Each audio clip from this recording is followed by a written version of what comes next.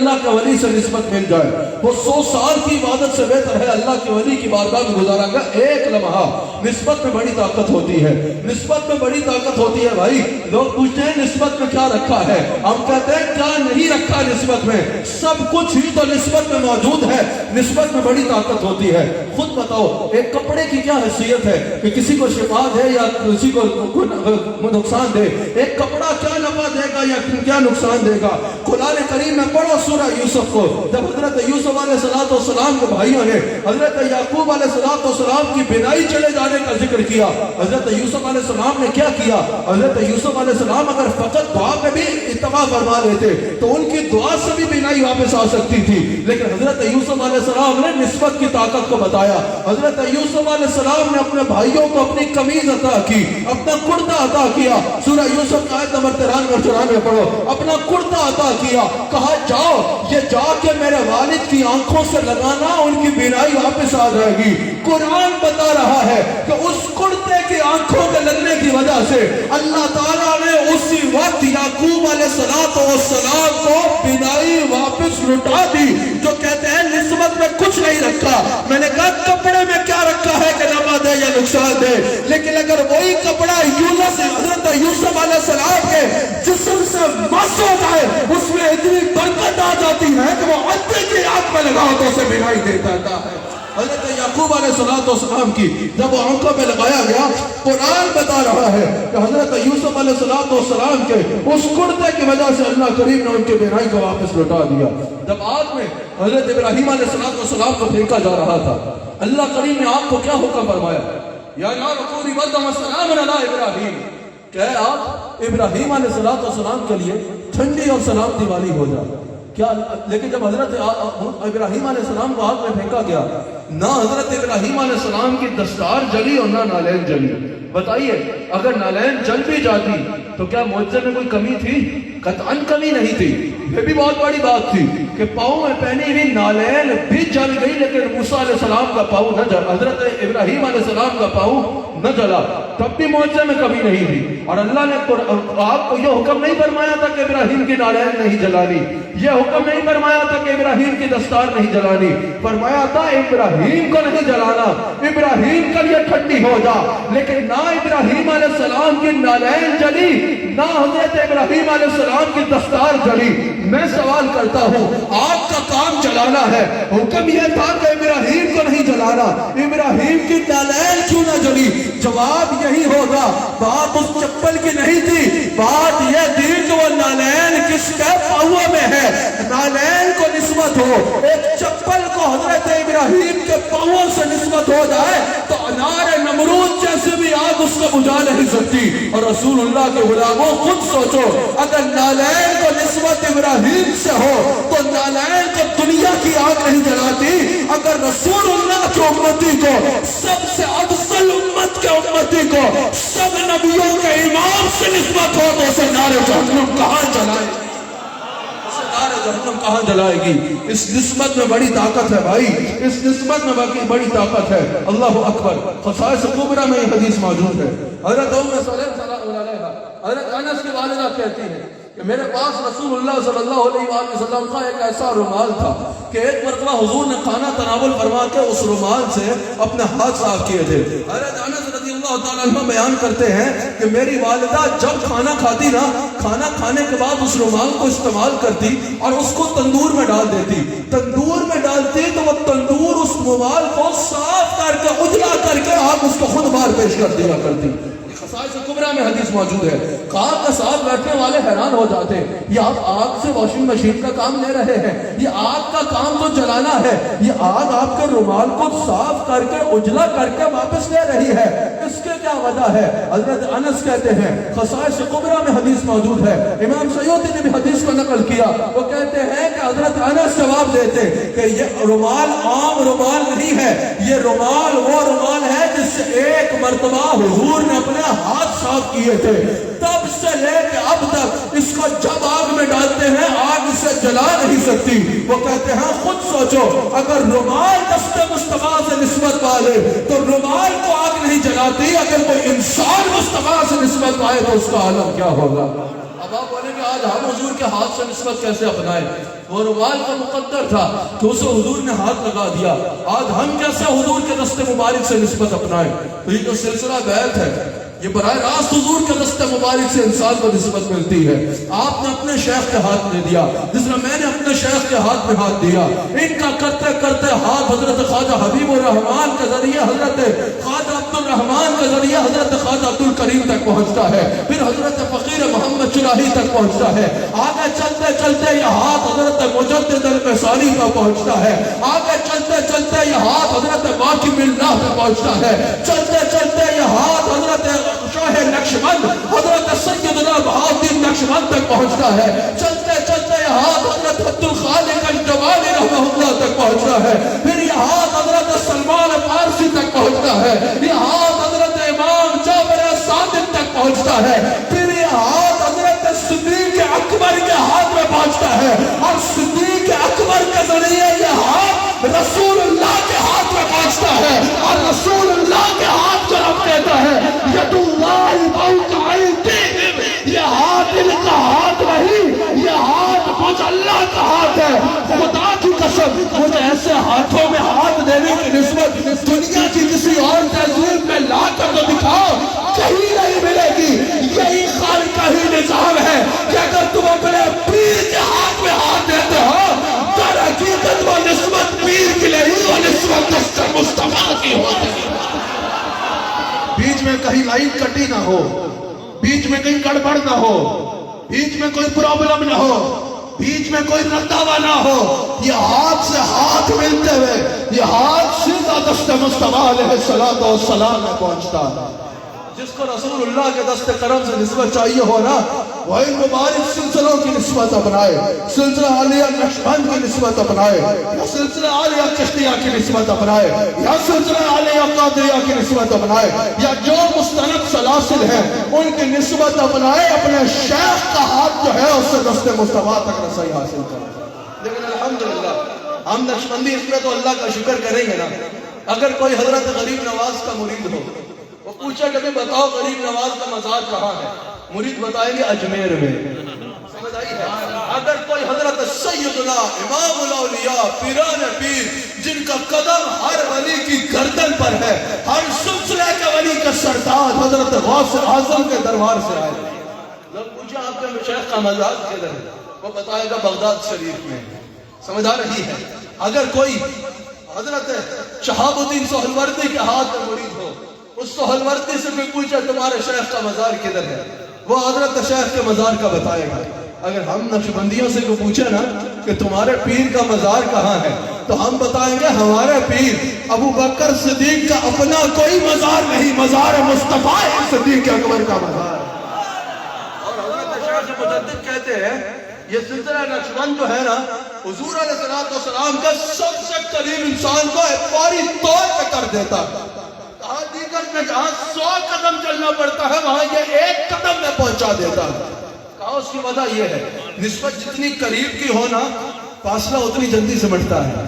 کہا مجھے بتاؤ سفر میں حضور کے سب سے قریب کون ہوتا، بتاؤ نام لو۔ حضور علیہ السلام کے ہجرت میں ساتھ کون، اعلان نبوت سے پہلے ساتھ کون، اعلان نبوت کے بعد ساتھ کون، غار میں ساتھ کون، ہر سفر میں ساتھ کون، ہجرت میں ساتھ کون، ہر غزوے پہ ساتھ کون، ہر جنگ پہ ساتھ کون، ظاہری حیات طیبہ میں آخر تک ساتھ کون، صدیق اکبر، ارے یہ تو ہے ہی ہے، آج دیکھ لو مزار میں بھی ساتھ کون ہے، سیدنا صدیق اکبر رضی اللہ تعالیٰ عنہ، رضی اللہ تعالیٰ عنہ۔ کہا نسبت جتنی قریب کی ہو فاصلہ اتنی جلدی سے بڑھتا ہے۔ بھائی نسبت میں بڑی طاقت ہے۔ مجھے بتاؤ اصحاب کہف کے کتے نے ایسا کیا کیا تھا؟ جتنی مرتبہ قرآن کریم میں اصحاب کہف کا ذکر آیا ہے نا اتنی مرتبہ ان کے کتے کا ذکر بھی آیا ہے، اور ایک روایت کے مطابق اصحاب کہف کے کتے کو قیامت کے دن انسان کی شکل میں بدل کر جنت میں بھیجا جائے گا۔ میں پوچھتا ہوں اس کتے نے ایسا کیا کیا تھا؟ اصحاب کہف کا کتے نے ایسا کیا کیا تھا کہ قرآن کا موضوع بنا؟ اصحاب کہف کا کتے نے ایسا کیا کیا تھا کہ قیامت کے دن اس کو انسان کی شکل میں بدل کر جنت میں بھیجا جائے گا؟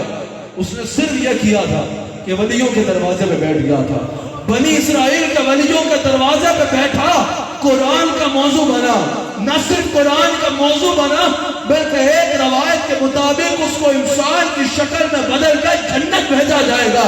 اور میں پوچھتا ہوں نسبت میں سوال کرنے والا، اگر کتا بنی اسرائیل کے ولیوں سے نسبت اپنائے تو وہ کتا قرآن کا موضوع بنے، اور وہ کتا قیامت کا دن انسان کی شکل میں جنت میں جائے۔ تو اگر کوئی انسان محمد رسول اللہ صلی اللہ علیہ وسلم کے ولی سے نسبت اپنائے گا، غلام سے نسبت اپنائے گا، تو اس کا عالم کیا ہوگا؟ اس کا عالم کیا ہوگا؟ اس نسبت میں بڑی طاقت ہے بھائی، اس نسبت میں بڑی طاقت ہے۔ تمہیں کیا پتا کہ نسبت میں کیا ہے؟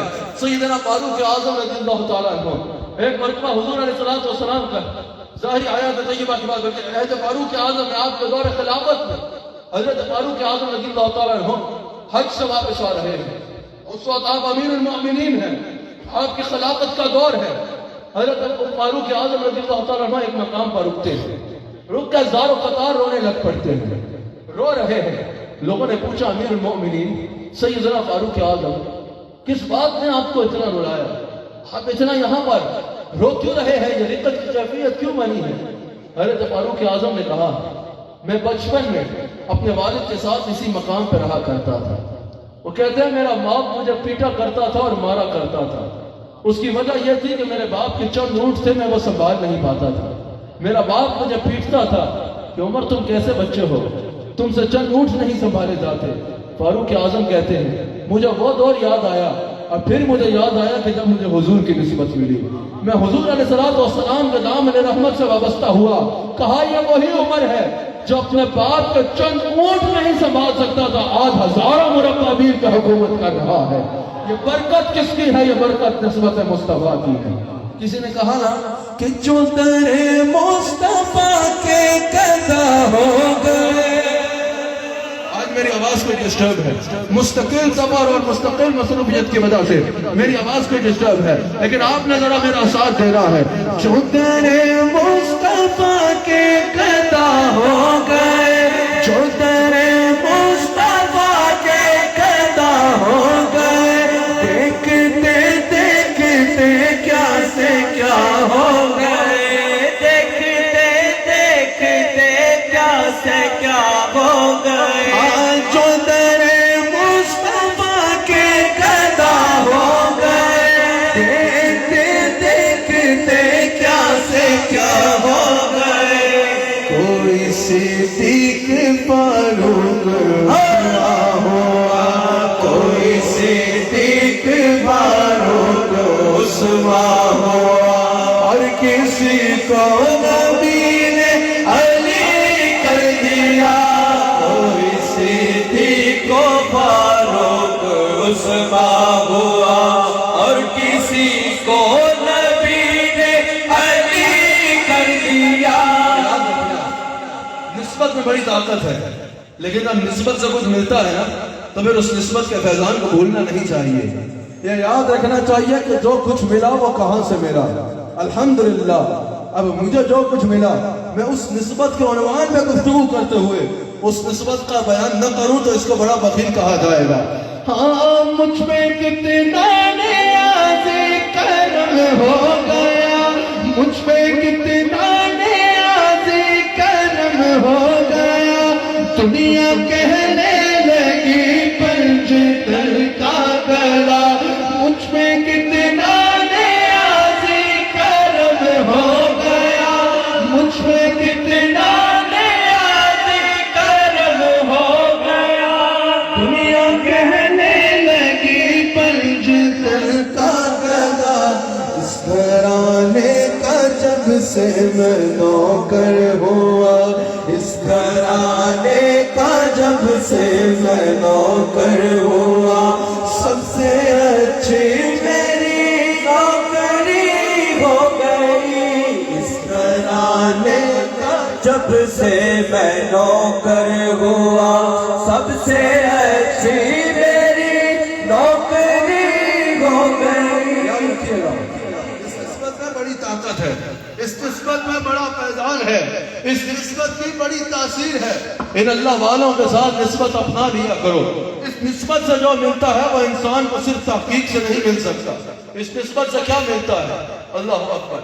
حضرت جلال الدین سیوطی رحمہ اللہ آپ فرماتے ہیں کہ میں ایک حدیث سے میں یہ بتا رہا ہوں کہ جس کو جو ملا وہ نسبت کے فیضان سے ملا.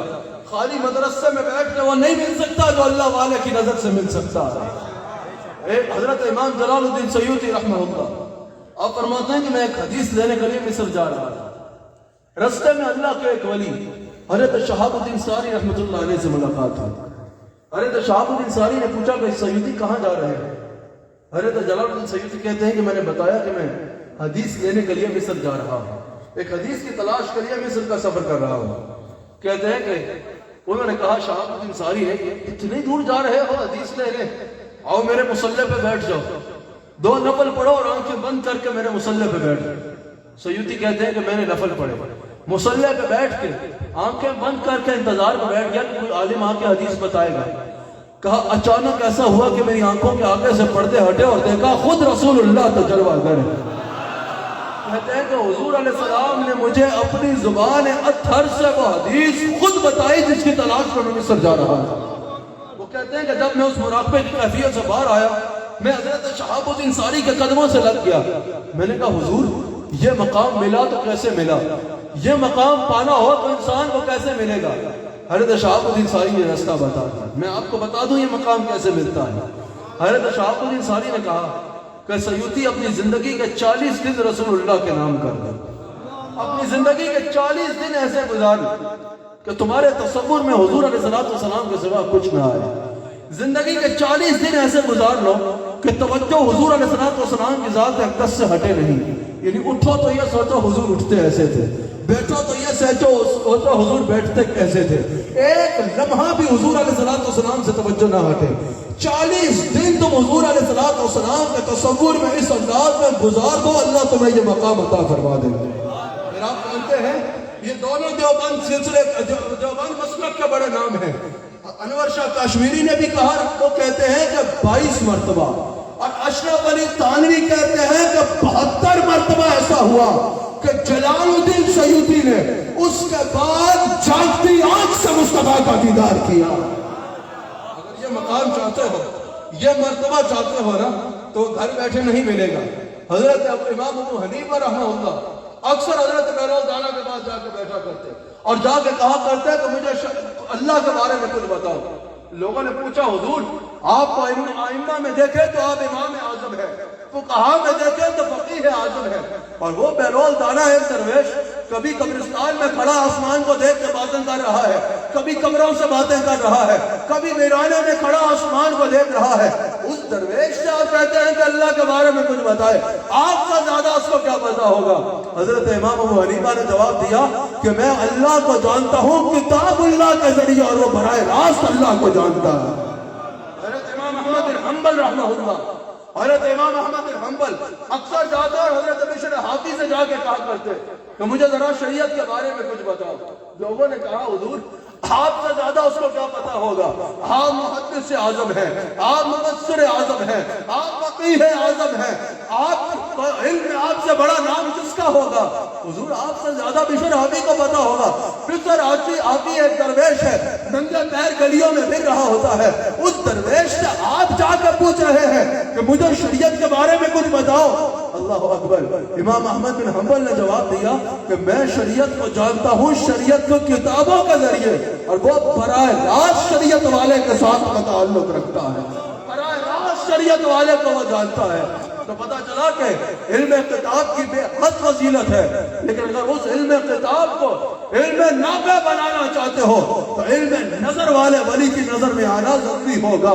کسی علم نظر والے اللہ کے کامل ولی کا ہاتھ تھامنا ضروری ہوگا. پھر انسان کے آگے وہ باپ کھلتے چلے جاتے ہیں کہ انسان ایک دن وہ مجلس بھی دیکھتا ہے جس کے بارے میں کہا گیا کہ خدا خود میر مجلس بود کہ اندر لا مکان خسرو محمد شم میں محفل بود کہ شم جائے کہ من بودم. ان کامل ولیوں کے دامن کو تھام کے رکھا کرو. آج جن کا یوم پہ ہم اکٹھے ہیں، حضرت خواجہ حبیب الرحمن رحمۃ اللہ تعالی علیہ آپ فرماتے ہیں کہ اگر میں کوئی حدیث شریف پڑھتا ہوں نا مجھے سمجھ نہیں آتی، تو مجھے حضور علیہ السلام کی بارگاہ سے یہ کرم نوازی حاصل ہے کہ اکثر ایسا ہوتا ہے میں آنکھوں کو بند کرتا ہوں، حضور براہ راست مجھے اپنی حدیث بتایا کرتے ہیں۔ آپ نے جب نبی اللہ حی یرزق جو حدیث ہے اس کی تشریح کی، نبی اللہ حی یرزق، اور اس میں پورا رسالہ لکھا، تو آپ کہتے ہیں میں مدینہ منورہ گیا، میں نے وہاں خواب میں خود دیکھا کہ حضور علیہ السلام نے اپنا ہاتھ اپنے دست مبارک سے میرا ہاتھ پکڑا، اپنے قدموں پہ رکھا اور کہا پہلے پڑھ کے کہتے تو میں زندہ ہوں، اب محسوس کر کے کہو کہ میرے آقا زندہ ہے۔ اللہ تعالیٰ ہمیں ان کاملین کی نسبت عطا فرمائے۔ یاد رکھنا ان کی نسبت میں بڑا فیض ہوتا ہے، ان کی نسبت میں بڑی تاثیر ہوتی ہے، ان کی نسبت سے انسان کو وہ کچھ ملتا ہے جس کا انسان تصور بھی نہیں کر سکتا۔ اللہ قریب ہمیں ان نسبتوں پہ قائم رکھے، ہم اللہ کا شکر کرتے ہیں اللہ نے ہمیں یہ نسبتیں عطا فرمائی۔ اللہ تعالیٰ ہمیں ان نسبتوں کی قدر کرنے کی توفیق عطا فرمائے اور قیامت کے دن بھی یہی نسبتیں ہماری پہچان بنے۔ اللہ تعالیٰ ہم سب کو رسول اللہ صلی اللہ علیہ وآلہ وسلم کا نمک حلال اور وفادار۔ اللہ